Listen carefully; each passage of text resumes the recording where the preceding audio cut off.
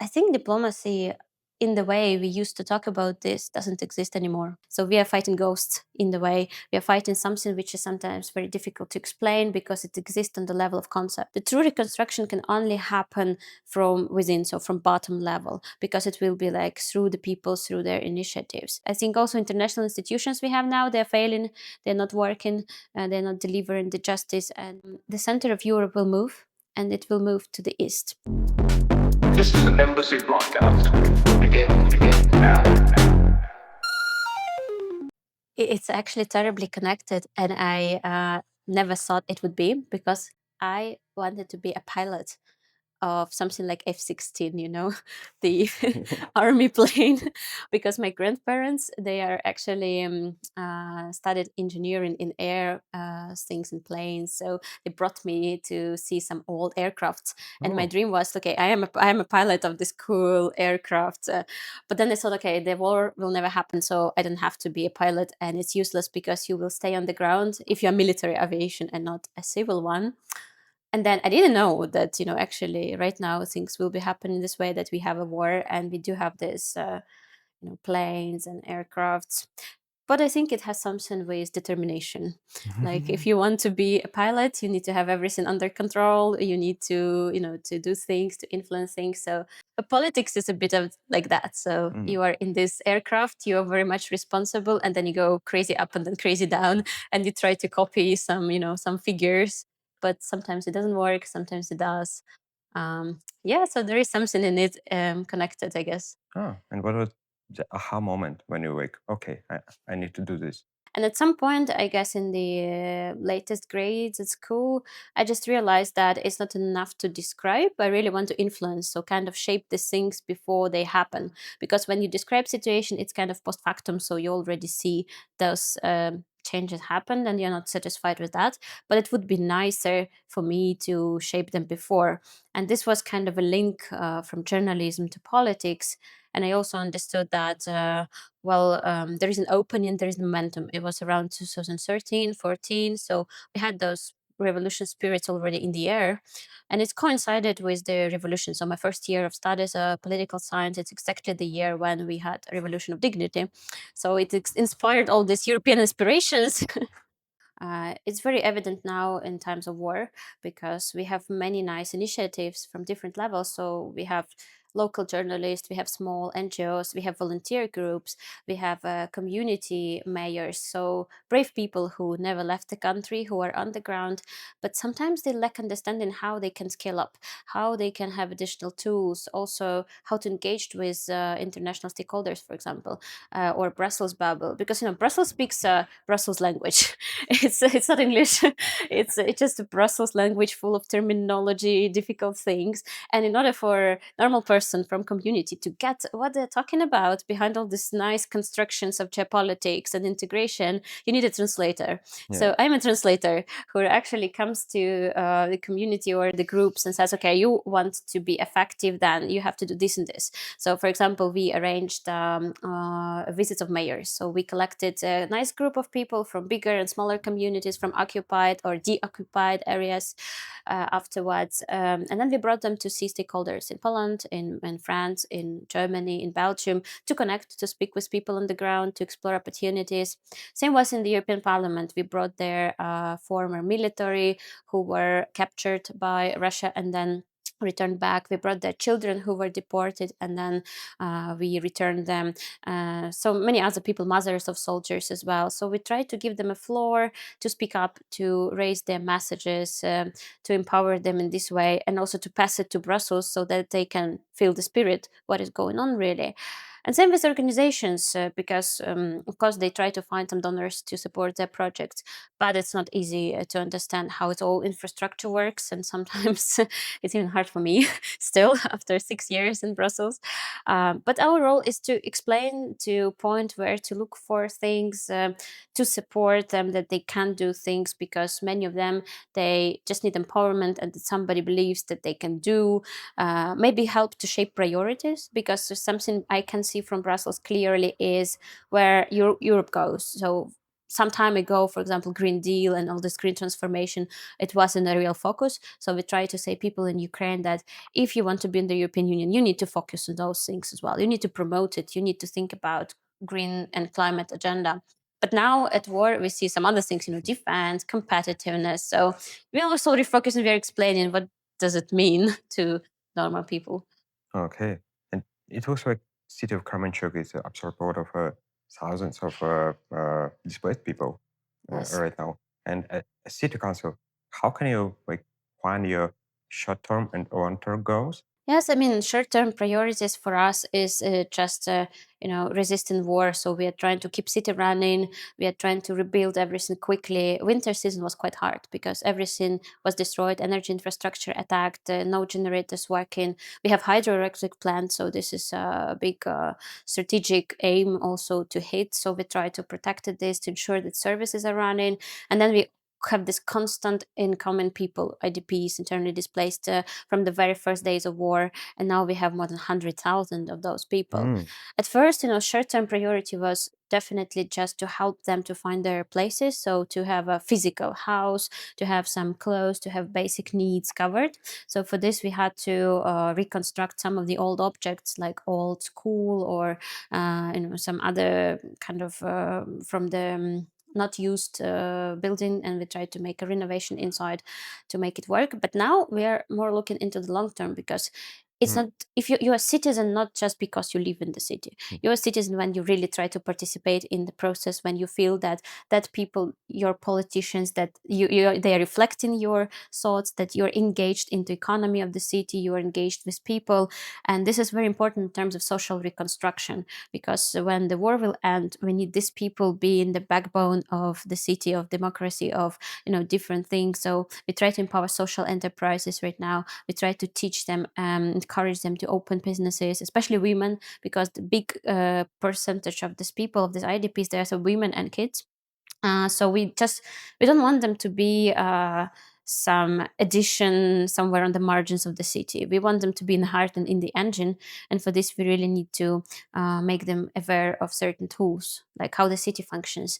Most of them, they are really inspired. They have ideas, so they survive terrible things. But when you talk to them, they have their own small projects in mind, like, oh, I want to open cafe, oh, I want to do this or that. So they do have this, but they have very little understanding how to use existing regulations, how to open really something, to go step by step, where to find lawyers, where to find resources, where to find collaborators from other people, how to unite in the group. So this is like a future task for us, how to make them work with citizens who were in the city before they arrived, how to mix them, how to blend the ideas, how to encourage donors to support the smaller projects. So not only focusing on the big projects, but more like small and medium-sized enterprises, and to see this also as a creation of the mid class in Ukraine, because we are unfortunately famous before for this oligarchy and some big businesses, and we really want to use the momentum of the reconstruction to bring up the middle class in power. So on this economic front line and in rebuilding Ukraine, this role, how it can be. We really want them to engage. So if they have the idea, they need to go forward with it.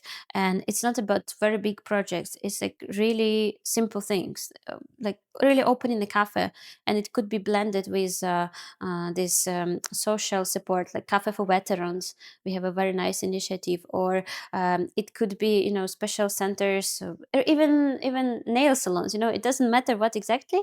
It matters that the action is going, that there are no people who are not engaged.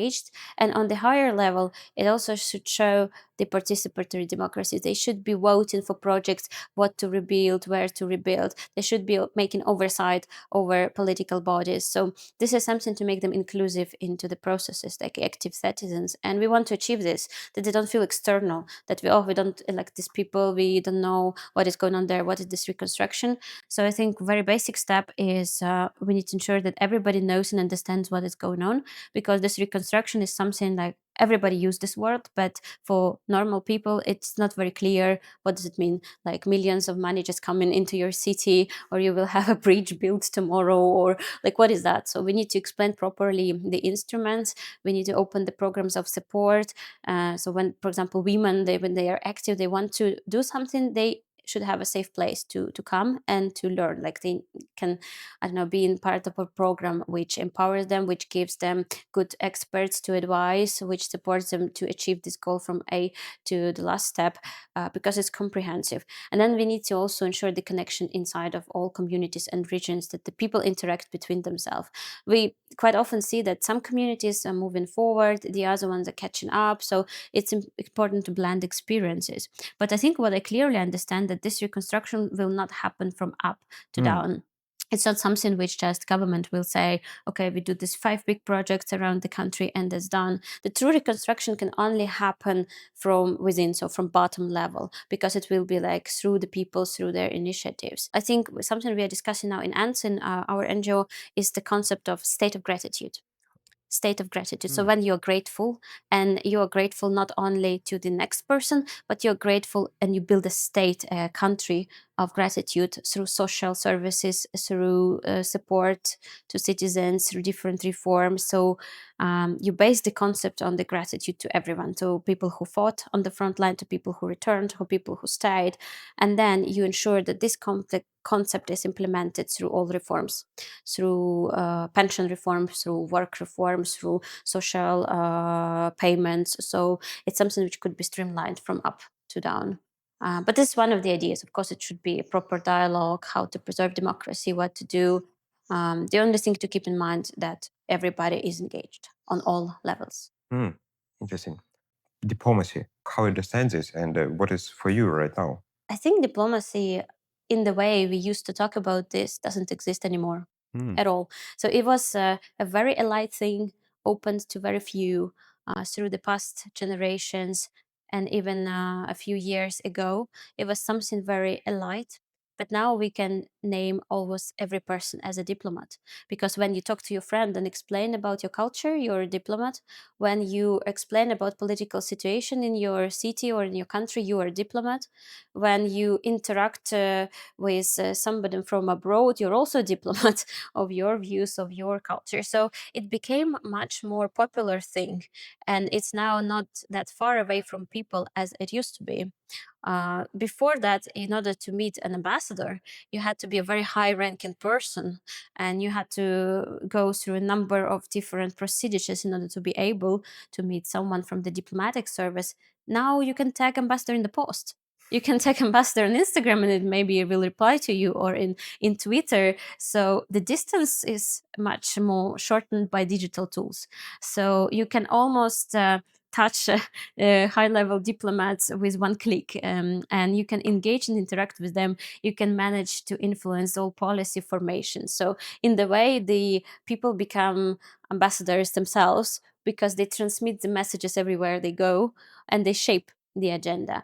Some new phenomena, I think, which appeared is like this digital diplomacy. Mm. It's something very fresh, because usually we had this very conventional set of tools, how we do diplomatic things through conferences, exchanges, and so on. Now it's also, we see the play of tweets, the play of X, the play of different exchanges through social media. This became a playground for democracy. This is a very new set of tools, and now diplomacy gone digital. I think now all people, they are witnessing that traditional diplomacy doesn't work anymore, like not that much, I guess. We're all in this new realm, and everybody's looking for a fresh solutions, how to speak, how to convey a message. And we are finding ourselves also in the role when we cannot rely on traditional sources of diplomacy. The people, for example, the things that I mentioned in the beginning, when we brought some children or some women, those are the true diplomats, because their voice now matters much more than mine. For example, when I speak to someone in Brussels and I say, well, it's very bad in Ukraine, there are shellings. It's not the same when the person from the front line comes and says, today I witnessed 2 onyxes, 1 caliber, and then drones and so on. So this is the true conveyor of emotion, and we are in that sense only enablers to pass the voice. So I think it overall brought diplomacy closer to the people. It made it a universal thing. It gave it new flavors, new approaches, and I think it will evolve much more in the future, because with AI, with all these technologies stepping in, I will not be very surprised if we will see a robot ambassador in some years, or AI powered embassy, which will issue visas, citizens, and everything else. So, but important is again to come to this human dimension, in a way that diplomats are always relying and representing their population. So it's important in the context that we are not acting as sole actors. We always acting on someone's behalf. And this is something we don't see in this transactional world right now, where diplomats representing not their country, not their population, not the interest of two people, but some other interests. And it's something very dangerous, I guess, because diplomats were always visionary. Some professions, they tackle existing walls, existing barriers, but diplomats tackling the walls and barriers which they imagine, and they're not arrived yet, they are not there. So we are fighting ghosts in the way. We are fighting something which is sometimes very difficult to explain because it exists on the level of concept. But our job is actually prevention of the fact that those concepts will become a reality, will become a physical wall. So we are fighting something for the future. And I think if we keep doing this, being visionary and trying to be mission empowered, then we can save diplomacy. Otherwise, unfortunately, I think we are all in danger, and we can actually be not only endangering us, but the whole system of the world. The diplomacy which we have now is based on democracy. And if democracies are not working, then I think the whole concept of diplomacy will be in danger as well. I think it's very important to think about the future of our region, and Belarusian people and Ukrainian people and people who fight for freedom. We see many of those here also around us. And sometimes I think when we talk about Ukraine, we talk about this momentum right now, when the relationship between our countries are not great, and everything seems to be very unstable in the region. We don't know how the future will be. But I think it's important that young people talk, young people and leaders, they unite everywhere, and especially fighters for freedom, because it's not easy to be a fighter for freedom, especially if you are out of your country. And I am also Ukrainian, but I work a lot out of my country as well, in Brussels, in other places. So I very value the connection of like-minded people. I think it's important to see the future through this lens of unity, and that we will actually be able to empower our region to build it in a nice way again, that the transformation will happen all around, that Ukraine will not fail in the end, and then it will empower things around the country as well in other countries. But you didn't touch what is the future of this region. I think it's a bright one. I still think that if Ukraine were to be destroyed, it would be destroyed in 2014. And since the country survived for so long, despite all the challenges, and the people said we will only last for 4 days in the beginning of the war, it means there is some bigger purpose for this country, and some bigger purpose for its people. Otherwise, I think it would be already erased by history. So I see that the region will be transformed after Ukraine's victory. It will empower, and I do believe to see Belarus also a free country one day. I don't think the dictatorship will last for forever. It's not possible even in terms of history. There are no countries in the world where dictatorship lasted for forever. So it will empower and transform, but we have to prepare already now. So we have to build these connections with people already now, because when we will overcome these certain challenges, we will kind of start from the blank page. But it's very hard to start from the blank page when there is nothing in the long term, the goals, the aims, the visions. So we are now, I think, kind of creating these visions, which could be then implemented in the future. And what is your vision? My vision, I think that the center of Europe will move, and it will move to the east. So the old democracies so far, they of course are very big friends for us. We have Germany, France, other countries, but there will be new set of democracies, and those people will kind of drag the center of attention, because there will be very fresh energy there, very new views there, and less reluctance to proceed with changes. So the countries now, as Ukraine, as Moldova, as Georgia, and as Belarus, maybe even Russia one day after some transformations, they will become a magnitude of change, because they will be so hungry for reconstruction in all senses, for bringing new narratives, that they will be center of energy of Europe. And through all these processes, Europe will also become more an actor. It will be empowered because now it's more like a sideliner in many processes. But with the US declining, becoming less of superpower, I think the European superpower will be emerged. This is how I think usually superpowers are born. They go through a lot of struggle, they go through a lot of challenge, and if they're not dead, then they become a superpower. And I think we are still surviving. So the center of gravity will be moved, and then it will support us from within, and we will be equal geopolitical players at some point with China, with like Europe as a big concept, and then maybe US if they will overcome their internal challenges. How do you see democracy 2.0 or any other things that can emerge from this? Democracy is now at war. It's at war, and we don't know how this war will end. It stands on the brave people of Ukraine who are fighting every day. So this is the epicenter of democracy. It's also center of democracy of people who are supporting this fight. So the question is, what will prevail? We already have a very clear axis of bad, axis of evil, but we still don't have axis of good, because the democracies are functioning not in the very cooperative way. They're quite limited. They have their own interests. They're trying to survive by themselves. But at this point, they will either understand that we only can prevail in unity, like in total unity. So from London to Brussels to Kiev to Japan to South Korea, and build one big pool of democracies who will be, moving together. And this will bring transformations, because in the current shape, it's not possible to move together. We cannot even find consensus within European Union member states, and there's like 27. But what about larger scale? So decision making is not possible. So there will be new tools created for decision making overall, maybe with the help of artificial intelligence at some point, maybe some new systems of voting, some new systems of citizens engagement. So the system will be reshaped. I think also international institutions we have now, they're failing, they're not working, they're not delivering the justice and the rule of this international rule. But I think in United Nations, people still they remained within their own bubble.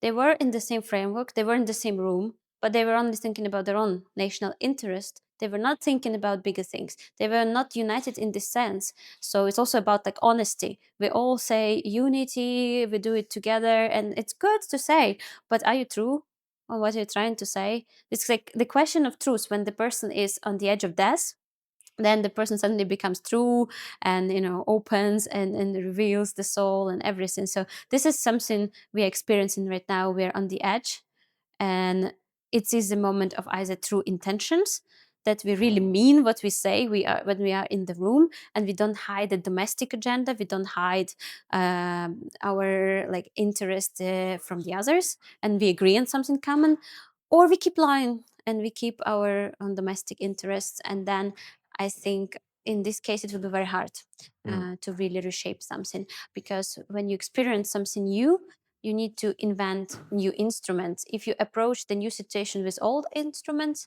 this will not work. And our thinking, our mindset is still very much in the past.